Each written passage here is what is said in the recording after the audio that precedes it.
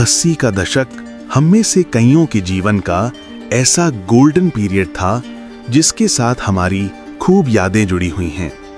ये वो दौर था जब आमदनी कम थी लेकिन खुशियां ज्यादा थीं, सुविधाएं कम थीं लेकिन सुकून ज्यादा था, परिवार में लड़ाइयां कम, एकता ज्यादा थी, रिश्तेदार भले ही मीलों दूर रहते थे लेकिन रिश्तों में नजदीकियां ज्यादा थीं। मोहल्ले में सिर्फ 1-2 घरों में ब्लैक एंड व्हाइट टीवी हुआ करती थी, लेकिन उसमें रामायण देखने पूरा मोहल्ला इकट्ठा हो जाता था। शाम के खाने का पता भले ही ना हो लेकिन घर आया मेहमान भूखे पेट नहीं जाता था। फिर चाहे वो समधी हो या भिखारी बाबा, भूखे को निवाला खिलाना जिम्मेदारी माना जाता था। कहते हैं कि गुजरा जमाना लौट कर नहीं आता, लेकिन कुछ पलों के लिए समय के पीछे जाकर उस जमाने की यादों को जरूर ताजा किया जा सकता है। आज की इस खास पेशकश में समय से 4 दशक पीछे लेकर 80 के दशक के भारत की वो तस्वीर दिखाई जाएगी जिसे देखकर लगेगा, वाह, उस समय का भारत कितना सुनहरा था, जिसने तरक्की की सीढ़ियां चढ़कर आज दुनिया में अपना नाम रोशन किया है। उस दौर की लोगों का रहन सहन, कमाई, महंगाई और कुछ दुर्लभ तस्वीरें याद दिलाती हैं जो आंखों में खुशी के आंसू और चेहरे पर बड़ी मुस्कान ला दें। तो चलिए इस सुहाने सफर पर चलते हैं। 80 के दशक में भारत के ग्रामीण इलाकों में बहुत ज्यादा बदलाव नहीं आया था। आजादी के 30 साल बाद भी वहां के लोग ज्यादा पढ़े लिखे नहीं थे और ज्यादातर ग्रामीण परिवार खेती पर ही निर्भर हुआ करते थे। गांव में लोगों के मकान भले ही कच्चे थे, लेकिन उन घरों में लोग बड़े सुकून से रहते थे।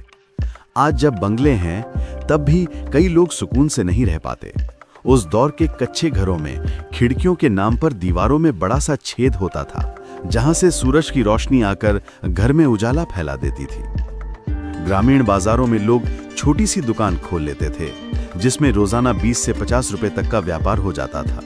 जिनके पास दुकान का किराया भरने की सुविधा नहीं होती, वे अपने शरीर पर सामान लटकाकर चलती फिरती दुकान बन जाते थे। ग्रामीण इलाकों में बिजली होना सपने जैसा था। गांव के चौराहे पर एक स्ट्रीट लाइट लगना भी पंचायत की बड़ी उपलब्धि मानी जाती थी। हर तरफ कच्ची सड़कें थी, जिन पर साइकिल, बैलगाड़ी, तांगा चलाना भी एक अनोखी कला थी।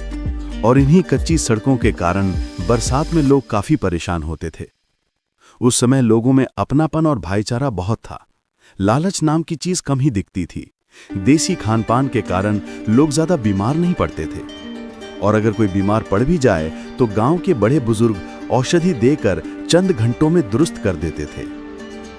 गेहूं घरेलू चक्की में पीसे जाते थे, खाना लकड़ी जलाकर मिट्टी के चूल्हे पर बनता था और चरखा चलाकर कपड़े बुने जाते थे।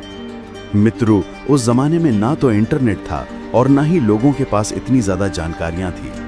लोगों की दुनिया बहुत लिमिटेड हुआ करती थी।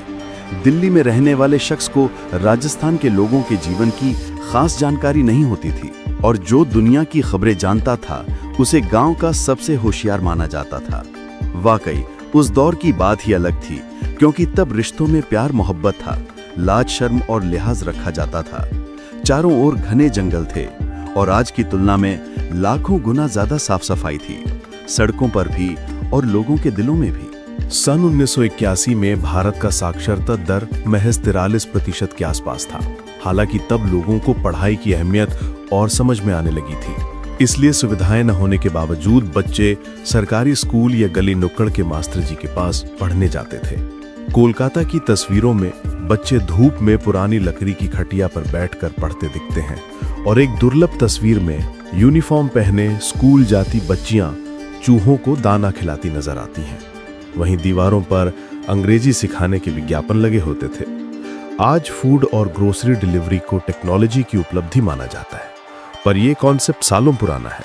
रोज सुबह दूध वाले भैया तय समय पर घंटी बजाकर बिना मिलावट का गाय भैंस का ताजा दूध दे जाते थे। शहरों में उस वक्त हिंदुस्तान एम्बेसडर और पद्मिनी जैसी गाड़ियां सड़कों पर खूब दिखती थीं। जिनके पास गाड़ी खरीदने लायक आमदनी नहीं होती थी, वे अपनी साइकिलें लेते थे या साइकिल वाले तांगे पर सफर करते थे। देश विदेश के ब्रांड्स कम थे, इसलिए गर्मियों में सड़क किनारे कच्चा सोडा या गोली सोडा खूब बिकता था। घर घर में 24 घंटे पानी नहीं आता था। मोहल्लों में हैंडपंप लगे होते थे।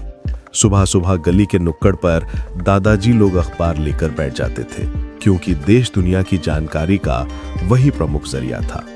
उस दौर में परिवार के सभी लोग छोटे मोटे काम किया करते थे।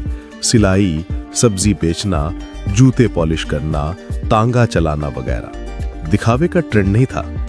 कोई काम छोटा बड़ा नहीं, बस मेहनत से 2 वक्त की रोटी कमाने का जरिया था। उस दौर में राजनीति में उथल पुथल, आर्थिक अनिश्चितता और सप्लाई डिमांड के दबावों के चलते आम चीजों की कीमतों में बढ़ोतरी महसूस की जाती थी।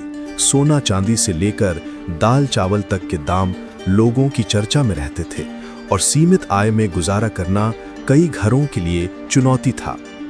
रोजगार के औसत स्रोत छोटे कारोबार, मजदूरी और सेवा क्षेत्र की प्रारंभिक भूमिकाओं में थे, जिससे मासिक आय सीमित रहते हुए भी घर परिवार सामूहिकता से चलता था। इसी कारण बचत, सादगी और सामुदायिक सहयोग उस समय के जीवन मूल्यों की पहचान थे। 1971 में बांग्लादेश मुक्ति संग्राम के दौरान ईस्ट पाकिस्तान से हजारों लोग पाकिस्तानी सेना के उत्पीड़न से बचकर कोलकाता पहुंचे और भारत सरकार ने शरणार्थी शिविर बनाए। इंदिरा गांधी ने अत्याचारों पर कड़े रुख के साथ भारतीय सेना को हस्तक्षेप का आदेश दिया, जिसके परिणाम स्वरूप 93,000 पाकिस्तानी सैनिकों ने आत्मसमर्पण किया और बांग्लादेश स्वतंत्र हुआ। यह घटना भारत की सामरिक राजनीतिक क्षमता की ऐतिहासिक प्रमाणिकता रही। इसी दशक के संदर्भ काल में 18 मई 1974 को पोखरण में भारत ने पहला परमाणु परीक्षण स्माइलिंग बुद्धा किया, जिससे भारत परमाणु क्षमता वाले देशों की सूची में महत्वपूर्ण स्थान पर आया और आगे चलकर वैश्विक आपूर्तिकर्ता समूह NSG का गठन भी इसी पृष्ठभूमि में हुआ। सब्सक्राइब जरूर करें। धन्यवाद।